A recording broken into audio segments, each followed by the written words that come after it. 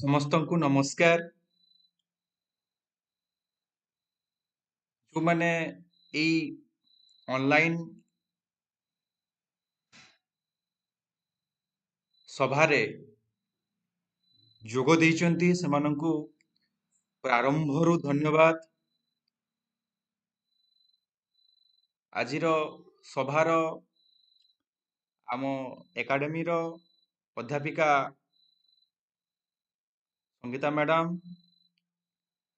ଆମ ଏକାଡେମୀରେ ଯୋଉମାନେ କାର୍ଯ୍ୟରତ କର୍ମଚାରୀ ବୃନ୍ଦ ତଥା ଯୋଉମାନେ ଓପିଏସସି,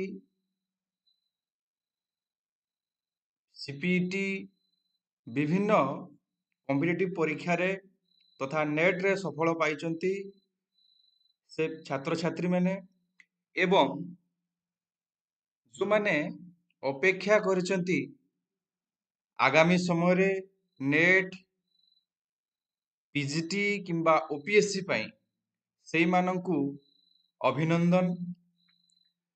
ବିଶେଷ ଭାବରେ ଆଜି ଆମ ଗହଣରେ ଆମେ ଜଣେ ଭଲ ସଫଳ ଛାତ୍ରଙ୍କୁ ପାଇଛେ।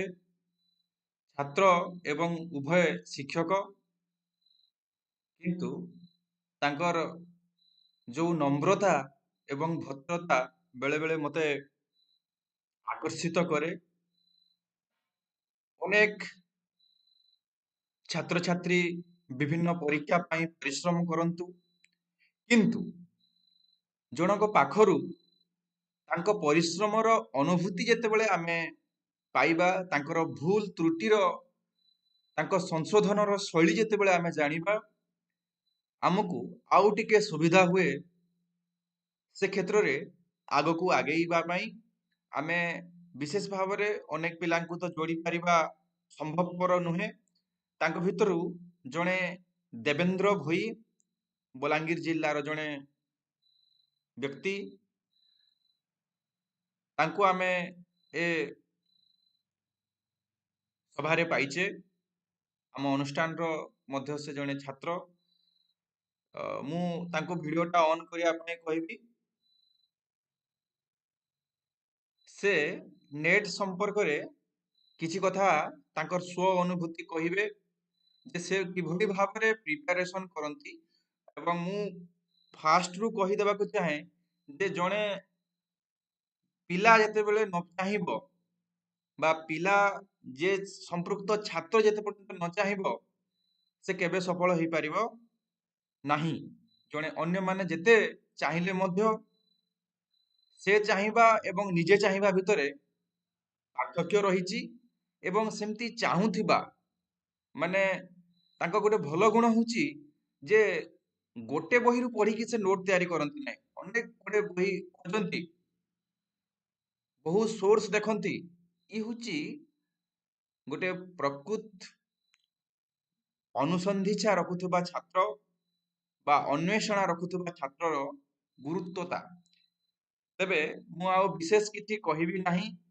ତାପରେ ମୁଁ ଦେବେନ୍ଦ୍ରଙ୍କୁ ଅନୁରୋଧ କରିବି, ସେ ବେଶୀ ନାହିଁ 15ରୁ 20 ମିନିଟ୍ 15 ମିନିଟ୍ ଭିତରେ କିଛି କଥା କହିବେ। ତାପରେ ପିଲାମାନଙ୍କର ପ୍ରଶ୍ନ ମତେ ବହୁତ, ମୁଁ ଦେବେନ୍ଦ୍ରଙ୍କୁ ଏଇଥିପାଇଁ ଏ କାର୍ଯ୍ୟକ୍ରମରେ ଯୋଡ଼ିବା ପାଇଁ ଚାହିଁଲି ଯେ ମତେ ବହୁତ ପିଲା ଏବଂ ଦେବେନ୍ଦ୍ରଙ୍କୁ ମତେ ବହୁତ ପିଲା କହିଲେ ଯେ କେମିତି କଣ ପ୍ରିପେୟାର କଲ, କେମିତି କଣ ଏଇଟା ପଢାପଢି କଲ, ଏ ବିଷୟରେ ପଚାରିଲେ ଏବଂ ମତେ ମଧ୍ୟ। ତ ତେଣୁକରି ସମସ୍ତଙ୍କର ଏକମାତ୍ର ସମାଧାନ ଯେ ଆମେ ଗୋଟେ ଭର୍ଚୁଆଲ ସମ୍ମିଳନୀରେ ଯୋଗ ଦେଇକି ସେ ସବୁ ଡାଉଟର ସମାଧାନ କରିଦବା। ତେବେ ମୁଁ ଆଉ ଥରେ ଦେବେନ୍ଦ୍ରଙ୍କୁ ସ୍ୱାଗତ ଜଣାଉଛି। ଦେବେନ୍ଦ୍ର, ଏବେ ଆଲୋଚନା ଟିକେ ତମ ଅନୁଭୂତି। ଧନ୍ୟବାଦ ସାର୍।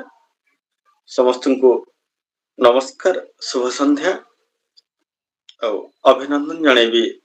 ଆଜିର କାର୍ଯ୍ୟକ୍ରମକୁ ସ୍ୱାଗତ କରିବି ୱେଷ୍ଟର୍ଣ୍ଣ ଏକାଡେମୀକୁ।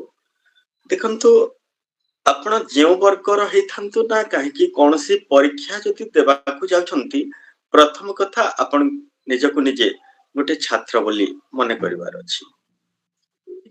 ଆମେ ଯେକୌଣସି ପରୀକ୍ଷା ଦେଉଛେ, ପରୀକ୍ଷାଟା सहज कथा नुह तेणुकरी आमे कौनसी विषय रे जेतेबेले पाद दउछे कौनसी परीक्षा पाई किंबा अन्य कौनसी कार्य पाई मध्य व्यक्तिगत कार्य पाई मध्य से क्षेत्र रे कौन सब रही आमको कौन करिवार अछि सेटा को माध्यम कर ही आमको आगेबार अच्छी एवं आज धन्यवाद देवी वेस्टर्न एकेडमी को आमर महाकुड़ सार को मैडम माने अछंती एवं अन्य विद्यार्थी बंधु माननकु देखंतु मु एठी गोटे कथा कहबा को चाहूची जे आमे एका थर के होय तो यूजीसी नेट प्राप्त करि न पारि किंतु जदि चेष्टा करिबा ताहले निहत्या सफल हेबा मु गोटे चांस रे करि पारिनी प्रथमे गोटे चांस हेतला तापरे पीएचडी ओनली हेतला तापरे जेआरएफ को टारगेट करी मोर आज नेट टा क्वालिफाई हिची तो मु आशा रखिछि आगु को निश्चित भाबरे बरंत मु शिक्षकता करछि आगु को निश्चित भाबरे जने डिग्री कॉलेज रे अध्यापक किंबा सहकारी प्रोफेसर भाबरे नियुक्ति पाइबी तबे जो कथा सार कहउतले कैलाश सर माने जो पर्यंत आपण मान चाहि हंती से पर्यंत आपण केवल यूजीसी किछि भी पाई पाइबे नाही तेणुकरी माध्यम है वेस्टर्न एकेडमी सब अध्यापक वृंद किंतु भक्त भोगी हेले आमे निजे से अवकाश रे निहाती भाबरे कठिन परिश्रम करिबार अछि जोटा हमको धरंतु शेयर करा गला वेस्टर्न एकेडमी तरफ रु जने सार कले 34 साल परे 34 रे सार 10 टा की किंतु ओडिया साहित्य 34 गोटे माने तार दृष्टिकोणटा व्यापक तेबे आपण जानिले जे 34 अछि आ एतिकी 34 मते प्राप्त हिची माने बिना किछि परिश्रम रे मिलिछि आ किछि 34 अछि की ई सब जिज्ञासार इच्छा आपण माननकु निहाती भाबरे नवा रास्ता देखैबो तेबे मो मोर तरफ रु विशेष किछि कहिबिनी माने प्रश्न करंतु जहा प्रश्न करिवे से सब गुडी कर उत्तर मु रखिबा को चाहे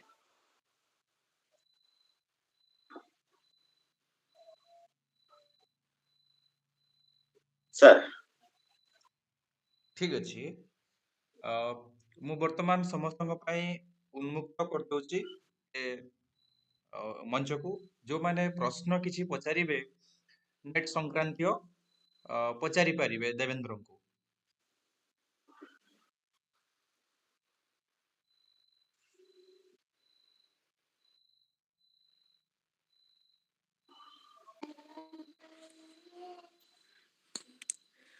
मु आगे प्रथमे सार को मोर प्रणाम जनाउची एवं समस्त शिक्षार्थी भाई भौणी मान को मध्य शुभ संध्या जनाउची विशेष करी देवेंद्र भाई की मध्य बहुत शुभेच्छा शुभ संध्या जनाउची टिके आपण तो सारे तापरे आपण नेट क्वालिफाई करचंती टिके आपण बतेबे जे आपण केते समय परिश्रम करती को धारा रे परिश्रम करंती जहा फल कि आपण आज ये शीर्ष स्थान रे पहुंच पारचंती आपण टिके से प्रोसेस बतैले टिके उपकृत हे परिबो देखंतु आपण केते समय देई परिबे सेटा निजर ऊपर रहला अति कम रे आपण 5 घंटा ऊपर जदी पढिबा को सक्षम नाहंते तबे कोनोसी भी परीक्षा रे आपण कृतकार्य हासिल करि परिबे नाही बथु आ द्वितीय कथा आपण जोटा पचारिले को प्रकार आपण प्रिपरेशन करथिले देखंतु आपण प्रथमे आपणकर सिलेबस को ध्यान दियंतु सिलेबस रे कोन रहिछि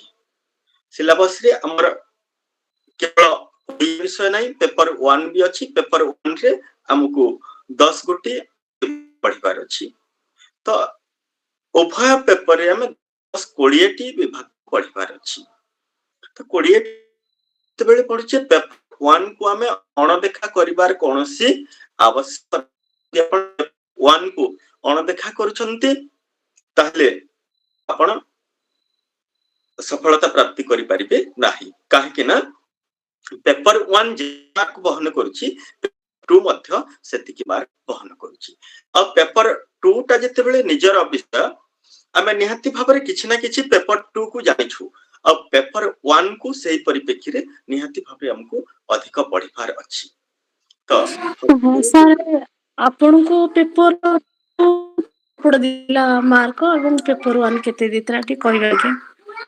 देखंतु पेपर 2 रे मु चाहि मैं 75 प्लस पाइबे बोली किंतु पाइलिनी 60 प्लस पेपर 2 रे आउ पेपर 1 रे भाबुतली 20 प्लस ले यथेष्ट किंतु सेटा 28 हितिला मोर पेपर 1 टा। धन्यवाद ସାର୍। ठीक अछि स्वागत।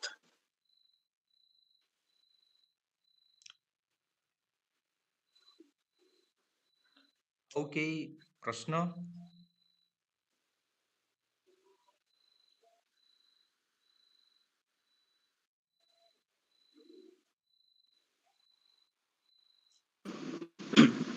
ସାର୍ ଏବଂ ଦେବେନ୍ଦ୍ର ଭୋଇ ସାର୍ को ମଧ୍ୟ ମୋ ତରଫରୁ ବିଶେଷ शुभेच्छा। ଗୋଟେ ପ୍ରଶ୍ନ ରହୁଛି ଯେ ଆମେ ସହିତ ସମୟରେ ସ୍କୁଲ ପତ୍ରିକାର ମସିହା ଗୁଡାକୁ ମନେ ରଖିବା ପୁଣି ଆମର ବିଭିନ୍ନ ବିଭାଗ ଅଛି କ୍ରମ ଅନୁଯାୟୀ ଉପନ୍ୟାସ ହଉ ନାଟକ ହଉ ସେତିକି ଆମେ କେମିତି ମନେ ରଖିପାରିବା ସେଇ ଆମର ମସିହା ଗୁଡାକ ସେଇଟା ପାଇଁ ମତେ ଟିକେ କହିବେ। देखंतु मसियाटा निहाती भाबरे गुरुत्व बहन करूछि किंतु मसियाटा सब समय रे आसुनी धरंतु आपण पत्र पत्रिका ऊपर मसिया कहले हमर समाज पत्रिका हितला 1919 मसिया रे किंतु समाज पत्रिका 1919 मसिया रे हितला तार मान नुह जे केवल समाज पत्रिकार मसियाटा आसीबो समाज पत्रिका को किए लोकलोचन को आनिथिले प्रथम संपादक ना कोन संपादक परिवर्तन हेचंती कि एई सबु आपण माने को पढिबार अछि आ जति आपण माने ताकू क्रमान्वय रे मन रखिबे धरंतु 1991 रे कौ पत्रिका हेची 1992 रे कौ पत्रिका हेची एई परे सिक्वेन्स टाकू सीरियल लिबा क्रमान्वय रे जति रखिबे ताहेले सेटा मने रहे आ सेमती आपण माने रंगमंच भी से समान कथा आपण जौतिक को भी पढुचंती केवल तार उपरु माने सारमर्मटा को न बुझी पूरा गभीर तथ्य से उपरे आपण माने जो पर्यंत काढी न परिचंती ताहले आपण सेटा को टच करि परिबे।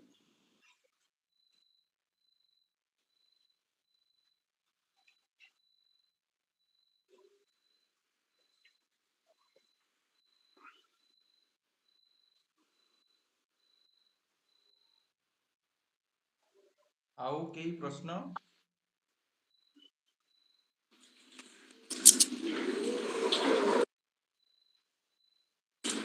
ସାର୍ ଏଇ ଯୋଉ ପ୍ରିପାରେସନ ଆପଣ କରିଥିଲେ ବିଶେଷ କରି କୋଉ ବହିଟା ଆପଣଙ୍କୁ ବେଶୀ ସହାୟତା କରିଥିଲା ଟିକେ କହିବେ ଆଜ୍ଞା।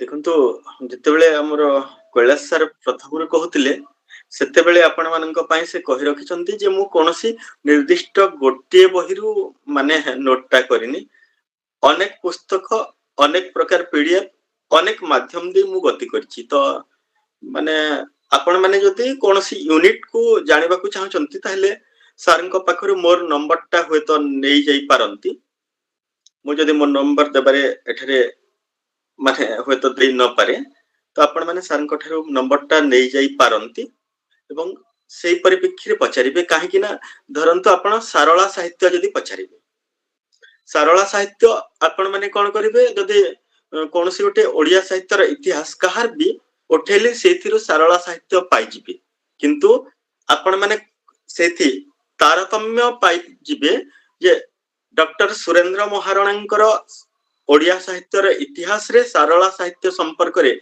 जहा नाही सेटा डॉक्टर प्रेमानंद महांतींकर लेखारे अछि आउ ए दु जनकर लेखारे जोटा नाही सेटा होय तो डॉक्टर वृंदावन चंद्र पटनायकंकर लेखारे अछि तो मु निर्दिष्ट भाव रे आपण माननकु माने बाउंड करबा को चाहू नाही जे आपण केवल एटा पढंतु। धन्यवाद। गोटे मिनिट खाली धन्यवाद ସାର୍। गोटे मिनिट खाली ସାର୍ ନମସ୍କାର। गोटे मिनिट पचारिबो टिके गोटे मिनिट मु नउची केवल जे मु खाली बहिरटा टिके संशोधन कर दउची ବହିର ଦିଟା ହଉଛି ବୃନ୍ଦାବନ ଚନ୍ଦ୍ର ଆଚାର୍ଯ୍ୟ, ପ୍ରେମାନନ୍ଦ ମହାପାତ୍ର। ଏ ଦିଟା ବହି ସାର୍ ଦେବେନ୍ଦ୍ର କହିବାକୁ ଚାହୁଁଥିଲେ, ବଟ୍ ଟିକେ ଟାଇଟଲ ଅଛି, ଚଳିବ, କିଛି ଅସୁବିଧା ନାହିଁ। ନେକ୍ସଟ।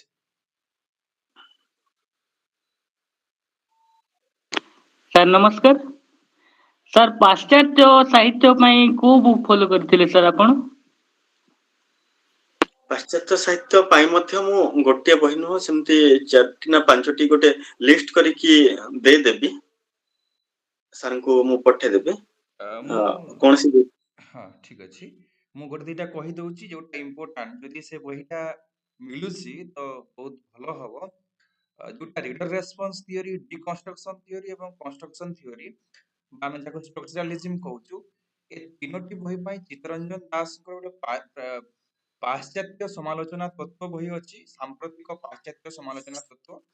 ସେମ୍ ନାଁରେ ଜିତେନ୍ଦ୍ର ନାରାୟଣ ପଟ୍ଟନାୟକଙ୍କର ଗୋଟେ ବହି ଅଛି, ଏଟା ଟିପି ରଖ ଯୋଉମାନେ ପ୍ରିପାରେସନ କରୁଛ। ଆଉ ପ୍ରାଚ୍ୟ ଏବଂ ପାଶ୍ଚାତ୍ୟକୁ ନେଇକି ଗୋଟେ ବହି ଅଛି, ଡକ୍ଟର ସୁଧୀର ଚନ୍ଦ୍ର ମହାନ୍ତି, ପ୍ରାଚ୍ୟ ପାଶ୍ଚାତ୍ୟ ସାହିତ୍ୟ ତତ୍ତ୍ୱ। ସାହିତ୍ୟ ଏଟା ଏକେ ମିଶ୍ର ଛାପିଛି। ମୁଁ ବି ଆଉ ପବ୍ଲିଶର୍ସ। ହଁ, ଜ୍ୟୋତ୍ସ୍ନାମୟୀ ପ୍ରଧାନଙ୍କର ବହି ଯୋଉଟା ଅଛି ସେଟା ବି ଦେଖିପାରିବ। ନଚେତ୍ ଆମର ପ୍ରାଚ୍ୟ ଉପରେ କେବଳ ଗୋଟେ ଭଲ ବହି ଅଛି, ଅଳଙ୍କାର ପ୍ରସଙ୍ଗ, ଗୋବିନ୍ଦ ଉଦ୍ଗାତା।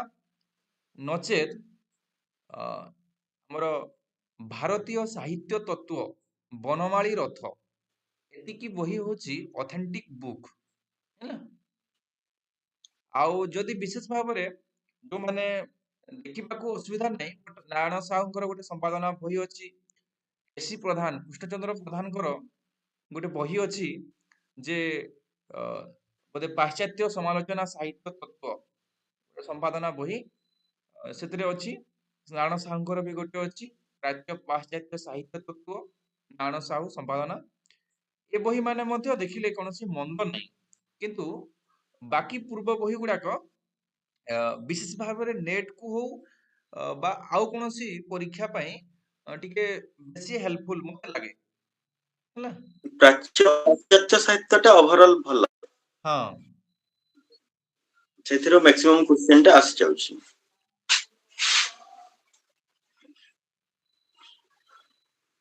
ତାପରେ ଦେଖନ୍ତୁ, ଆଉ ଗୋଟେ କଥା ମୁଁ ମାନେ କହିବାକୁ ଭୁଲି ଯାଇଛି ଯେ ଆପଣ ମାନେ କେତେବେଳେ ବି MCQ ଉପରେ ପ୍ରାଧାନ୍ୟ ଦିଅନ୍ତୁ ନାହିଁ, PYQ ଉପରେ ପ୍ରାଧାନ୍ୟ ଦିଅନ୍ତୁ। କାହିଁକି ନା MCQ ଆପଣ ଯଦି କହିବେ ପ୍ରାଚ୍ୟ ପାଶ୍ଚାତ୍ୟ ସାହିତ୍ୟ ଉପରେ ମତେ ଯଦି 1000ଟା ମାନେ ଇଏ ଦରକାର, କ୍ୱେଶ୍ଚନ୍ସ ଦରକାର, ସେ ଦେଇଦବ, କିନ୍ତୁ ତାର ଯଥାର୍ଥତା କିଛି ନଥିବ। ଆପଣ 1000 କ୍ୱେଶ୍ଚନ କୁ ପାଣି କରି ପିଇକି ଯିବେ, କିନ୍ତୁ କୌଣସି ପ୍ରଶ୍ନ ଆସିବ ନାହିଁ। ସେଇ ପରିପ୍ରେକ୍ଷୀରେ ଆପଣ ମାନେ ନିହାତି ଭାବରେ ମାନେ ଆଜିଠାରୁ ପୂର୍ବରୁ, ମାନେ ଯୋଉ 2026 ପୂର୍ବରୁ ଯେତେ ସବୁ ପରୀକ୍ଷା ହେଇଛି, ସେ ସବୁ ପରୀକ୍ଷା ଗୁଡିକରେ କଣ କଣ ସବୁ ପ୍ରଶ୍ନ ପଚାରୁଛି, ସେଇ ସବୁ ଆପଣ ମାନେ ନିହାତି ଭାବରେ କଲେକ୍ଟ କରିବେ। ତାପରେ ଯାଇ ଆପଣ ମାନେ ସେଇ ସବୁ ଗୁଡିକରେ ପୁଙ୍ଖାନୁପୁଙ୍ଖ ଜ୍ଞାନ ପାଇପାରିବେ ଯେ ଏଇ ୟୁନିଟ ରୁ ବା ଏଇ ବିଭାଗରୁ ଏଇ ସବୁ ପ୍ରଶ୍ନ ବା ଏଇ ପ୍ରକାର ପ୍ରଶ୍ନ ଗୁଡିକ ଆସୁଛି। ଧନ୍ୟବାଦ ସାର୍। ଠିକ। PYQ ଟା ଯେମିତି ସେ କହିଲେ ଯେ PYQ ଟା ବା ଆମର ପୂର୍ବ ବର୍ଷର ପ୍ରଶ୍ନ ପତ୍ର ଗୁଡିକ ବହୁତ ହେଲ୍ପଫୁଲ କରେ। ଯେମିତି ଦେବେନ୍ଦ୍ର କହିଲେ ଯେ ଆମେ ଯେତେବେଳେ ପଢୁଛେ ଗୋଟେ ପରୀକ୍ଷା ପାଇଁ କୋଉ ପ୍ୟାଟର୍ନ ରେ ଆସୁଛି, ଯେମିତି ଏବେ ନେଟ ରେ ଗୋଟେ ପ୍ରଶ୍ନ ଆସୁଛି, କ୍ରମାନ୍ୱୟରେ ସଜାଇ ରଖ, ରମାକାନ୍ତ ରଥଙ୍କର ଧର ନଜା ନଜା କୋଉ କୋଉ ଦୁଆର ଏପଟୁ ସନ୍ଦିଗ୍ଧ ମୃଗୟା ଏମିତି ଦେଇଥିବ, ତାକୁ କ୍ରମାନ୍ୱୟରେ ସଜାଅ। ତ ଏ ଧରଣର ପ୍ରଶ୍ନ ଯଦି ଆମେ ପ୍ରସ୍ତୁତ ହେଇଥିବା ଅଲଗା ଧରଣରେ, କିନ୍ତୁ ପ୍ରଶ୍ନର ଯୋଉ ଷ୍ଟାଇଲ, ପ୍ରଶ୍ନର ଯୋଉ ଧରନ୍ତୁ ଗୋଟେ କୋଟେସନ ଦଉଛି ସାର୍ ସେଇ ରମାକାନ୍ତଙ୍କର। କଥାଟା ମୁଁ କହିବି ସାର୍, ସେଇ କଥାଟା ମୁଁ କହିବାକୁ ଚାହିଁବି। ହଁ କୁହ। ଆପଣ ଦେଖନ୍ତୁ, ମାନେ ସାର୍ ବର୍ତ୍ତମାନ ଆମକୁ ୟୁନିଟ 5 ଉପରେ ନିହାତି ଭାବରେ କିଛି କହୁଥିଲେ। ୟୁନିଟ 5 ରେ କଣ ରହିଛି, ରମାକାନ୍ତ ରଥ, ଭାନୁଜୀ ରାଓ, ବେଣୁଧର ରାଉତ, ଏମିତି ମାନେ 10 ଜଣ ତାଙ୍କର ନାଁ ଅଛି। ସେ 10 ଜଣ ସ୍ରଷ୍ଟାଙ୍କର ଆପଣ ମାନେ ପ୍ରଥମେ ଜାଣିବାର ଅଛି ଯେ ସେମାନେ କଣ ଲେଖିଛନ୍ତି, ତାପରେ ସେମାନେ କେଉଁ ପ୍ରକାର କବି ଗଲା, କଣ ଲେଖିଛନ୍ତି ଗଲା, ତାର ଭିତରେ ତଥ୍ୟ କଣ ରହିଛି ସେଇଟା ଜାଣିବେ। ତାପରେ ଚରିତ୍ର ଗୁଡିକ କିଏ ବା ନାୟକ ନାୟିକା ଏତିକି କଥାକୁ ପର୍ଯ୍ୟବେସିତ କରିପାରିବେ ଆପଣ ମାନେ। ପ୍ରାୟ ପିଲା କଣ କରନ୍ତି, ଷ୍ଟୋରିଟା କଣ ଅଛି ଦେଖନ୍ତୁ, ନଈ ଆରପାରି। ନଈ ଆରପାରି ହେଲା ଆମର ଭାନୁଜୀ ରାଉଙ୍କର। ନଈ ଆରପାରି କହିଲେ ଭାନୁଜୀ ରାଉଙ୍କର, ସେଇଟା ନଈ ଆରପାରି କହିଲେ ନଦୀର ଆରପାରି, ସେଇଟା ମୃତ୍ୟୁ ପରେ ଆମକୁ ସମସ୍ତଙ୍କୁ ଯିବାକୁ ହୁଏ। ତ ସେଥିରେ ଗଭୀର ଆଲୋଚନା କରିବେ ଯେ ଏଇଟା ଲେଖିଛନ୍ତି କିଏ ନା ଭାନୁଜୀ ରାଉ। ଭାନୁଜୀ ରାଉ କେଉଁ ପ୍ରକାର କବି ନା ନାରୀ, ନଦୀ, ନକ୍ଷତ୍ରର କବି। ତାହେଲେ ସେ ନଈ ଆରପାରିଟା କଣ, ମୃତ୍ୟୁ ପରବର୍ତ୍ତୀ ସମୟ। ନଈ ଆରପାରିରେ କିଏ କିଏ ଅଛନ୍ତି ବା କୋଉ କଥାକୁ ନେଇ ନଈ ଆରପି ସ୍ଥାନିତ ହେଇଛି, ଏତିକି କଥା ମନେ ରଖିବେ। ତାପରେ ସାର୍ କହୁଥିଲେ ନଦୀ, ନାରୀ, ନକ୍ଷତ୍ରର କବି କିଏ। ଆପଣ ମାନଙ୍କୁ ଅପସନ ଦିଆଯାଇଛି ଭାନୁଜୀ ରାଉ, ରମାକାନ୍ତ ରଥ, ବେଣୁଧର ରାଉତ, ଆଉ ଏମିତି ମାନେ କାହାର ନା। ସେଇ କ୍ଷେତ୍ରରେ ଏଇ ସବୁ ଡିପଲି ଆପଣ ଯଦି ପଢିଥିବେ ତାହେଲେ ସେଇଟା କ୍ରାକ୍ ହେଇଯିବ। ଧନ୍ୟବାଦ ସାର୍। ଠିକ। ଆଉ ଆଉ କିଛି କଥା ମୁଁ ପଏଣ୍ଟ ଆଉଟ୍ ମଧ୍ୟ କରିଦିଏ ଯେ ଆମେ ଯେକୌଣସି ପରୀକ୍ଷା ଆ, ଦେବାକୁ ଗଲାବେଳେ ଆମେ କିଛି ସୋର୍ସ ଦେଖୁ ବା କିଛି ଉତ୍ସ ଖୋଜୁ। ଗବେଷଣା ପାଇଁ ମଧ୍ୟ ସେ ସମାନ ନିୟମ ଲାଗୁ। ସେ ସୋର୍ସ ଯୋଉ ଦେଖୁ, ସେ ସୋର୍ସଟା ଆମେ ସବୁବେଳେ ଦେଖିବା ଯେ ସେଟା ଉତ୍ତମ ସୋର୍ସ କି ନାହିଁ, ମାନେ ଅଥେଣ୍ଟିକ ସୋର୍ସ କି ନୁହେଁ। ଧର ଆମେ କିଛି ବହିର ମସିହା ଦେଖିବା ବା କିଛି ଉପନ୍ୟାସର ଚରିତ୍ର ବା କିଛି ଗଳ୍ପର ଚରିତ୍ର ଆମେ ଯୋଉ ବହିରୁ ପଢୁଛେ ବା ଯୋଉଠୁ ବି ଆମେ ସେ ସବୁ ସଂଗ୍ରହ କରୁଛେ, ସେଟା ପ୍ରକୃତିରେ କେତେ ଦୂର ଅଥେଣ୍ଟିକ ଆମକୁ ତାକୁ ମଧ୍ୟ ଏକ୍ସାମିନ କରିବାର ଗୋଟେ ଛାତ୍ରର ବା ଯେକୌଣସି ପରୀକ୍ଷା ପାଇଁ ସେଟା ଗୁରୁତ୍ୱପୂର୍ଣ୍ଣ। ଆମେ ଯଦି ଭୁଲ ସୋର୍ସରୁ ଭୁଲ କଥା ଗୁଡାଏ ଅନେକ ଗୁଡାଏ ପଢିଦବା, ତାହେଲେ ସେଟା ଆମର ମାଇଣ୍ଡ ଭିତରେ ଫିଟ୍ ହେଇଯିବ। ଆଉ ଅନ୍ୟଟା ପଢିଲା ବେଳେ, ଅନ୍ୟ ଯେତେବେଳେ ଜିନିଷ ପଢିବା ତାକୁ ଟିକେ ସମସ୍ୟା ହୁଏ। ତେଣୁକରି ଆମେ ଟିକେ ଅଥେଣ୍ଟିକ ସୋର୍ସ ଗୋଟେ ଜିନିଷକୁ ଆଉ ଗୋଟେ ଦି ଜାଗାରେ ଆମେ ତୁଳନା କରିକି ଚେକ୍ କରିକି ମଧ୍ୟ ଦେଖିବାର ଅଛି। ବିଶେଷ ଭାବରେ ଏଟା ପତ୍ର ପତ୍ରିକା ଏବଂ କିଛି ଉପନ୍ୟାସର ଚରିତ୍ର, ମୁଁ ଯୋଉଟା ଲକ୍ଷ୍ୟ କରିଛି ରଙ୍ଗମଞ୍ଚ। ହଁ, ରଙ୍ଗମଞ୍ଚ, ଏ କିଛି କିଛି ବେଶୀ ବେଶୀ କିଛି ସମସ୍ୟା ନାହିଁ, କିଛି କିଛିରେ ଅଛି। ଅ, ଏସବୁ ଜିନିଷକୁ ଟିକେ ଆମେ ଧ୍ୟାନ ଦେବାର ଆବଶ୍ୟକତା ଅଛି। ମୁଁ ଯେମିତି ଦେଖିଥିଲି, ମତେ କୌଣସି ଜିନିଷ ଖୋଲା କରି କହିବାରେ ଅସୁବିଧା ନାହିଁ ଯେ ମୁଁ ଦେଖୁଥିଲି ଗୋଟେ ବହି, ସୁରେନ୍ଦ୍ରନାଥ ପାଣିଗ୍ରାହୀଙ୍କର ବୋଧେ ଗୋଟେ ବହି, ଅ, ଉପନ୍ୟାସ ସାହିତ୍ୟର ସୁରେନ୍ଦ୍ର ଇତିହାସ। ସେ ଜାଗାରେ କିଛି ଜାଗାରେ କିଛି ଉପନ୍ୟାସର ଚରିତ୍ର ମିଷ୍ଟେକ୍ ଅଛି। ତ ଏମିତି କିଛି ଘଟଣା ଅଛି। ତ ସହିତ ଆମେ ଯଦି ଦେଖିବା ପ୍ରେମାନନ୍ଦ ମହାପାତ୍ରଙ୍କ ଓଡ଼ିଆ ସାହିତ୍ୟ ଇତିହାସରେ କିଛି କୋଟେସନ ଯାହା ମୂଳ ବହିରେ ଅଛି, ସେ କୋଟେସନ ମିଷ୍ଟେକ୍ ଅଛି। ତ ଏମିତି କିଛି ଜିନିଷକୁ ଆମେ ପଏଣ୍ଟ ଆଉଟ୍ କରିବା, ଜାଣିବା, ଇଏ ହଉଛି ଗୁରୁତ୍ୱପୂର୍ଣ୍ଣ। ନିହାତି ନିହାତି ସାର୍, ଏମିତି ମାନେ ବହୁତ ନାମୀ ଦାମୀ ରାଇଟରଙ୍କର ଲେଖାରେ ବି ଏମିତି ଭୁଲ ଅଛି, ଯେମିତି କି ବୌଦ୍ଧ ସାହିତ୍ୟରେ ସୁରେନ୍ଦ୍ର ମହାରଣାଙ୍କର ବି ଭୁଲ ହେଇଛି। ସେଟା ହୁଏତ ସେମାନଙ୍କ ଲେଖିଲା ବେଳେ ଭୁଲ ହେଇଥାଇପାରେ, ପ୍ରିଣ୍ଟିଂ ମିଷ୍ଟେକ୍ ହେଇଥାଇପାରେ, କିନ୍ତୁ ପ୍ରଭାବ ତ ବିଦ୍ୟାର୍ଥୀଙ୍କର ଉପରେ ହିଁ ପଡିବ ସେଇଟା। ହଁ, ତ ତାକୁ ବି ଆମେ ଟିକେ ସଚେତନ ହେବା ଦରକାର ହେଲା। ଆଉ ଏସବୁ ସହିତ ଆମେ ଗୋଟେ ଟାଇମ ଟେବୁଲ, ଯେ ଆମେ ଯାହାକୁ ଦିନଚର୍ଯ୍ୟା ବି କହିପାରିବା, ଯେ ଆମେ ବିଭିନ୍ନ ସମସ୍ତେ ଯୋଉମାନେ ବିଶେଷ ଭାବରେ ଯୋଉମାନେ ତ ପିଜି ପରେ ନେଟ୍ ପରୀକ୍ଷାଟା ଦିଅନ୍ତି, ବା ପିଜିଟିଟା ଦିଅନ୍ତି, କିଏ ପ୍ରାଇଭେଟ ସ୍କୁଲରେ, ପ୍ରାଇଭେଟ କଲେଜରେ ବା କୌଣସି ଇନଷ୍ଟିଚ୍ୟୁଟର ଗେଷ୍ଟ ଫ୍ୟାକଲ୍ଟି ଅଛନ୍ତି, ଏଇଟା ସ୍ୱାଭାବିକ କଥା। କିନ୍ତୁ ସେଇ ସମୟ ଭିତରେ ଆମେ ନିଜକୁ କେମିତି ଖାପ ଖୁଆଇକି ଏ ପରୀକ୍ଷା ପାଇଁ ସମୟ ବାହାର କରିବା ଏ ହଉଛି ଦାୟିତ୍ୱ ହଉଛି ନିଜ ଉପରେ। ଆମେ କେତେ ସମୟ ପଢିବା, କୋଉ ବିଷୟ ଉପରେ କେତେ ଫୋକସ ଦେବା, କୋଉ ବିଷୟରୁ ବେଶୀ ପ୍ରଶ୍ନ ଆସୁଛି, ଆଉ ତା ପାଇଁ ଉତ୍ତମ ବହି କୋଉଟା, ଏସବୁ ମଧ୍ୟ ନିର୍ବାଚନ କରିବା ବା ଚଏସ୍ କରିବା ଗୋଟେ ବଡ଼ ଇମ୍ପୋର୍ଟାଣ୍ଟ କଥା। ଗୋଟେ ହଉଛି ଟାଇମ୍, ଆଉ ଗୋଟେ ହଉଛି ସୋର୍ସ, ଆଉ ଗୋଟେ ହଉଛି ମ୍ୟାନେଜମେଣ୍ଟ।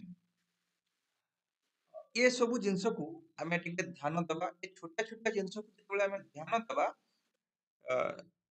ସକ୍ସେସ୍ କେବେ ବି ଅସୁବିଧା ହବ ନାହିଁ। ମୁଁ ଶେଷରେ ଗୋଟେ କଥା କହି ରଖିବା ଚାହେଁ, ଯୋଉମାନେ ଅନେକ ଥର ପରୀକ୍ଷା ଦେଇଛ, ସଫଳ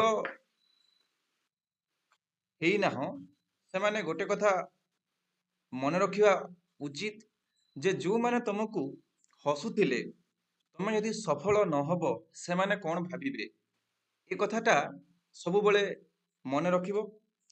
ଆଉ ଗୋଟେ କଥା ମନେ ରଖିବ ଯେ ତମେ ସଫଳ ହବ ବୋଲି ଯୋଉମାନେ ଆଶା କରିଥିଲେ, ଅଥଚ ତମେ ଯଦି ସଫଳ ନ ହଉଛ, ସେଇମାନଙ୍କର ଅବସ୍ଥା କଣ ହବ। ଗୋଟେ ହଉଛି ବିପକ୍ଷ ଏବଂ ଗୋଟେ ସପକ୍ଷ। ଏ ଉଭୟ ମତେ କଣ କହିବେ, ଏ କଥାକୁ ସବୁବେଳେ ଭାବିବ।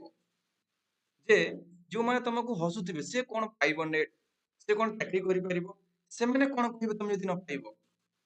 ଆଉ ଯୋଉମାନେ ଆଶା କରିଥିବେ ଯେ ସେ ପିଲାଟା ଚାକିରି କରିବ, ତା ଉପରେ ମୋର ପୂର୍ଣ୍ଣ ଭରସା ଅଛି, ତମେ ଯଦି ନ ପାଉଛ କେତେ ବଡ ଦୁଃଖ ତାଙ୍କ ପାଇଁ, ସେ କଥା ମଧ୍ୟ ମନରେ ଭାବିବ। ଆଉ ସିରିୟସଲି ଗୋଟେ ପରୀକ୍ଷା ପାଇଁ ପ୍ରସ୍ତୁତି ନେବ। ସେ ସମୟ ଭିତରେ ଆଉ ଗୋଟେ କଥା ମୁଁ କହିଛି ଯେ ପରୀକ୍ଷା ପୂର୍ବରୁ ଯଦି ଆମେ 10 ଦିନ କିମ୍ବା 15 ଦିନ ଅଛି, ଆମେ ରାତି ଦିନ ବି ଯଦି ଗୋଟେ କରିକି ପଢିବା, ସେଟା ବିଶେଷ କିଛି ଫଳପ୍ରଦ ହବ ନାହିଁ।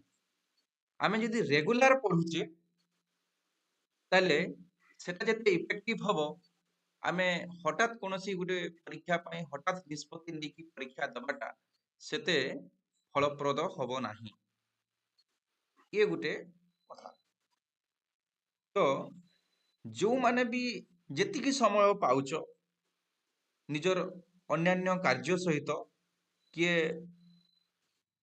ଗୃହିଣୀ, କିଏ ପେଶାରେ ଶିକ୍ଷକ, କିଏ କୋଉ କଲେଜରେ ଅଛ, ଭିନ୍ନ ଭିନ୍ନ କାର୍ଯ୍ୟରେ ଯୋଉମାନେ ନିଜକୁ ନିୟୋଜିତ କରିଛନ୍ତି, ତା ସହିତ ମଧ୍ୟ ଆମକୁ ସଫଳତା ଆଡକୁ ଅଗ୍ରସର ହବାକୁ ପଡିବ। ଏ କଥା ମନରେ ରଖି ଯେତେ ବି ସମୟ ମିଳୁଛି, ସେ 3 ଘଣ୍ଟା ମଧ୍ୟ ମିଳୁଛି, ସେ 3 ଘଣ୍ଟାକୁ ଯଦି ଆମେ ଭଲ ଭାବରେ ଉପଯୋଗ କରିବା, ତେବେ ରେଗୁଲାର ଉପଯୋଗ କରିବା, ତେବେ ଆମେ ସଫଳ ହେଇପାରିବା। ଏ କଥା ସମସ୍ତେ ଟିକେ ଧ୍ୟାନ ଦେବ ବୋଲି ମୋର ଆଶା। ଆଉ ଯଦି କିଛି କିଏ ନୂଆ ଜଏନ୍ କରିଛ, ଯଦି କିଛି ଦେବେନ୍ଦ୍ରଙ୍କୁ ପ୍ରଶ୍ନ ଚାହୁଁଛ, ପ୍ରାୟତଃ ମୋଟାମୋଟି ଦେବେନ୍ଦ୍ର ଅନେକ କଥା କହିଦେଇ ସାରିଲେଣି, ଯୋଉଟା ମଞ୍ଜି କଥା ଗୁଡାକ ଗୋଟେ ପ୍ରିପାରେସନ ଷ୍ଟାଇଲର। ଆଉ କେହି ଯଦି ପଚାରିବ ତାହେଲେ ପଚାରି ପାରିବ ଗୋଟେ ଦୁଇଟା।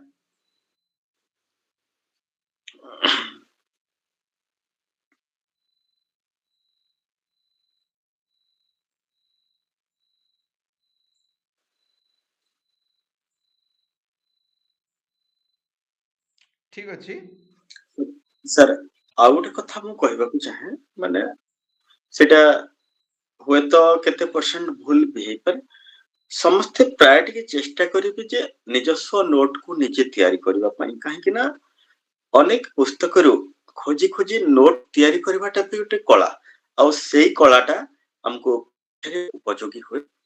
ତେଣୁକରି କାହାକୁ ଆଶା କରି ସମ୍ପୂର୍ଣ୍ଣ ଭାବରେ ତାର ଉପରେ ଭରସା ବା ବିଶ୍ୱାସଟାକୁ ବାନ୍ଧି ଦେଇ କେହି ବି କୌଣସି ପରୀକ୍ଷା ଦିଅନ୍ତୁ ନାହିଁ। ରାଇଟ। ସେଇଆ କଲେ ହୁଏତ ସେ ଆପଣଙ୍କୁ ଠିକ ସମୟରେ ଠକି ଦେଇପାରେ, ଏବଂ ଯଦି ଗୋଟେ କି 2ଟା ୟୁନିଟ୍ ଆପଣ ଯଦି ଠକାମିର ଶିକାର ହେଲେ, ତାହେଲେ ପୁଣି ଗଲା ଆପଣଙ୍କର 6 ମାସ। ସାର୍, ଏଟା ଭଲ କଥା ଯେ ଆମେ ଯେତେଟି ବି ସୋର୍ସ ହେଲା, ଯୋଉମାନେ ଯୋଉମାନେ ଭିନ୍ନ ଭିନ୍ନ ଧର, ମୁଁ କେବଳ ଏ ନେଟ୍ କୋଚିଂ କଥା କହୁ ନାହିଁ, ମୁଁ ଜଣେ ଓଭରାଲି ଗୋଟେ କଥା କହୁଛି। ଯୋଉମାନେ ଦୃଷ୍ଟି ଆଇଏଏସ୍ ଜାଣିଥିବେ ସମସ୍ତେ, ଭାରତର ଗୋଟେ ନାମୀ ଦାମୀ ଆଇଏଏସ୍ ଇନଷ୍ଟିଚ୍ୟୁଟ କୋଚିଂ ଦିଏ, ଡକ୍ଟର ବିକାଶ ଦିବ୍ୟ କୀର୍ତ୍ତିଙ୍କର। ବିକାଶ ଦିବ୍ୟକୀର୍ତ୍ତି। ତ ସବୁବେଳେ ଯେକୌଣସି ବଡ ଇନଷ୍ଟିଚ୍ୟୁଟରେ ପଢ, ଯେତେ ଯୋଉ ଜାଗାରେ ପଢ, ଯେତେ ଭଲ ଶିକ୍ଷକ ପାଖରେ ପଢ, ନିଜସ୍ୱ ପ୍ରସ୍ତୁତି ଯେତେବେଳେ ନାହିଁ ବା ତମେ କରୁନାହଁ, ଅନ୍ୟ ଉପରେ କେବେ ହେଲେ ଭରସା ରଖି ହବ ଭରସା ନାହିଁ। ରଖିକି, ଭରସା ନୁହେଁ, ସେ ଭରସା ପ୍ରକୃତ ଭରସା ନୁହେଁ। ଭରସା ଶବ୍ଦଟା ମୁଁ ଠିକ ହବ ନାହିଁ। କଥା ହଉଛି ଯେ ସେଟା ଗୋଟେ ସୋର୍ସ। ଆମେ ଯେତେ ବି କରୁଛେ, ଯେତିକି ବି ଆମେ ଧର ଗୋଟେ ଇନଷ୍ଟିଚ୍ୟୁଟରେ ଜଣେ ପଢୁଛି ବା କୋଚିଂ ନଉଛି ଷ୍ଟାଇଲ ଜାଣିବା ପାଇଁ, କିଛି ସହାୟତା ପାଇଁ, ତା ମାନେ ନୁହେଁ ଯେ ପୂର୍ଣ୍ଣ ସହାୟତା ସେଠି ମିଳିବ। ବା ସେ ଯୋଉ ନୋଟ୍ସ ଦେବେ, ବା ସେ ଯୋଉ କ୍ଲାସ କରିବେ, ବା ସେ ଯୋଉ ଏମସିକ୍ୟୁ ଦେବେ, ବା ଆମେ ଯୋଉଟା ଦଉଛୁ, ମୁଁ କହିଦେ, ସେ ଯେ 100% ତମ ପରୀକ୍ଷାରେ ଆସିବ ଆଉ ତମକୁ କିଛି ପଢିବାକୁ ବା ତମକୁ କିଛି ଖୋଜିବାକୁ ବା ତମେ କିଛି ନୋଟ କରିବାକୁ ପଡିବ ନାହିଁ, ଏକଥା ମୁଁ କେବେ କହିବି ନାହିଁ ବା କିଏ ମଧ୍ୟ କହିବେ ନାହିଁ। ଇଏ ଗୋଟେ ଗୋଟେ ଉତ୍ସ, ଗୋଟେ ଉତ୍ସ। ଯେମିତି ଗୋଟେ ଗୋଟେ ଛୋଟ ଛୋଟ, ତମାନେ ଶୁଣିଥିବ ଆମର ଯୋଉ ନଳିଆ ନାଳ ଯେତେବେଳେ ମିଶ ଗୋଟେ ନଦୀ ପାଖରେ ମିଶେ, ସେ ନଦୀଟା ପୂର୍ଣ୍ଣଗର୍ଭ ହେଇକି ସମୁଦ୍ରରେ ଯାଇକି ମିଶେ। ନଦୀ କେବଳ ଯଦି ସେ ଯୋଉଠୁ ଆସୁଛି ସେଇଠି ଯଦି ବହି ବହି ଚାଲିବ, ସେ ସେତେ ପୂର୍ଣ୍ଣଗର୍ଭା ହବ ନାହିଁ, ସେ ଯଦି ତାର ସାଇଡ ର ନାଳ ମାନଙ୍କୁ ବି ଯୋଡିବାର ଅଛି। ତେଣୁକରି ଯେତିକି ବି ସାଙ୍ଗସାଥି ନୋଟ୍ସ ବା ଯେକୌଣସି ତମେ ଏମସିକ୍ୟୁ ପ୍ରାକ୍ଟିସ କରୁଛ, ନୋଟ୍ସ କୋଉଠୁ ଆଣୁଛ ବା କୋଉଠି ଇନଷ୍ଟିଚ୍ୟୁଟରେ ରହିକି ପ୍ରିପାରେସନ କରୁଛ, ଇଏ ତମକୁ ହେଲ୍ପ କରିବ, କିଛିଟା ହେଲ୍ପ କରିବ। ତା ମାନେ ଇଏ ସମ୍ପୂର୍ଣ୍ଣ ନୁହେଁ। ଯେମିତି ଦେବେନ୍ଦ୍ର କହୁଥିଲେ ଯେ ନିଜସ୍ୱର ମଧ୍ୟ ନୋଟ୍ସ ର ଆବଶ୍ୟକତା ରହିଛି। ଡିପେଣ୍ଡେଣ୍ଟ 100% ଡିପେଣ୍ଡେଣ୍ଟ କେବେ ସେଟା ହେବା କଥା ନୁହେଁ। ଆଉ ସେଇ ମନୋବୃତ୍ତି ନେଇକି ଯିଏ ବି ପରୀକ୍ଷା ଦବ, ସେ କାହିଁକି ସଫଳ ହବ ନାହିଁ। ସବୁବେଳେ ଆମେ ଯେମିତି ମୁଁ ଗୋଟେ କଥା, ଆମର ପ୍ରଫେସର ସନ୍ତୋଷ ରଥ ଯେତେବେଳେ ଅ ଶାନ୍ତିନିକେତନ ପଢିବା ପାଇଁ ଯାଉଥିଲି, ଆମର ସନ୍ତୋଷ ରଥ ବିଶେଷ ଭାବରେ ପଶ୍ଚିମ ଓଡିଶାର ଲୋକ, ବଲାଙ୍ଗିରିଆ ଲୋକ, ଦେଶୀ ଭାଷାରେ ବଢିଆ କଥା ଟିକେ କହିଥିଲେ ଯେ ତମେ ମାନେ ସବୁ ଛାତ୍ର ଅଛ, ଛାତ୍ର ସବୁବେଳେ ମାଙ୍କଡ ଭଳି ହେବା ଦରକାର, ବିଲେଇ ଭଳି ହବା ଦରକାର ନୁହେଁ।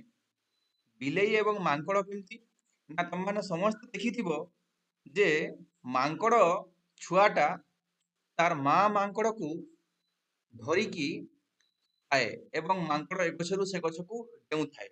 କିନ୍ତୁ ବିଲେଇଟା କଣ, ତା ଛୁଆକୁ ସେ ନିଜ ହେପାତରେ ଚାବିକି ନେଇକି ଏପଟ ଜାଗାରୁ ନିଜ ଦାୟିତ୍ୱରେ ନେଉଥାଏ। ଯଦି ମାଙ୍କଡ ଛୁଆ ପଡିଯିବ ଗଛ ଉପରୁ, ମାଙ୍କଡ ଛୁଆର ଦାୟୀ।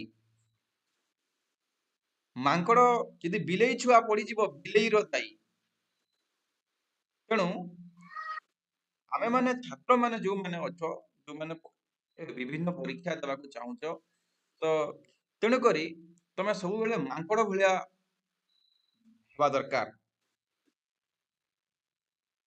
ସେଇଭଳିଆ ଅନୁଗାମୀ ହେବା ଦରକାର।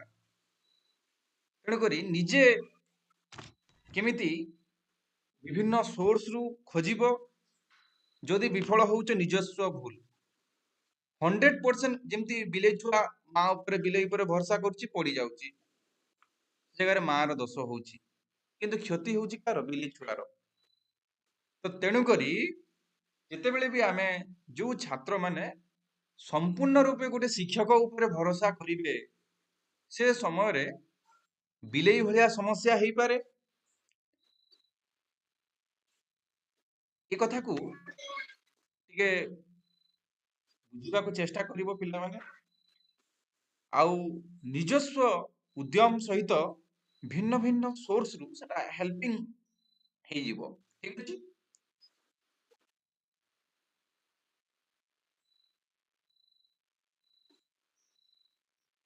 तो आउ काହାର किछि बोधे प्रश्न नाही मु समस्तंकु धन्यवाद देवी ए भर्चुआल सभा रे जोग देथिबारु जो माने अनुसंधिचु माने अछंती तथा हमर देवेंद्र बाबूंकु तांकु आउ थरे शुभेच्छा साधुवाद ए सभा रे उपस्थित थिबारु साधु साधु साधु धन्यवाद। धन्यवाद सर, मोर सौभाग्य निश्चित भाବରେ। ठीक अछि आमे सभाटा सांग घोषणा करिबा समस्तंकु आउ थरे धन्यवाद।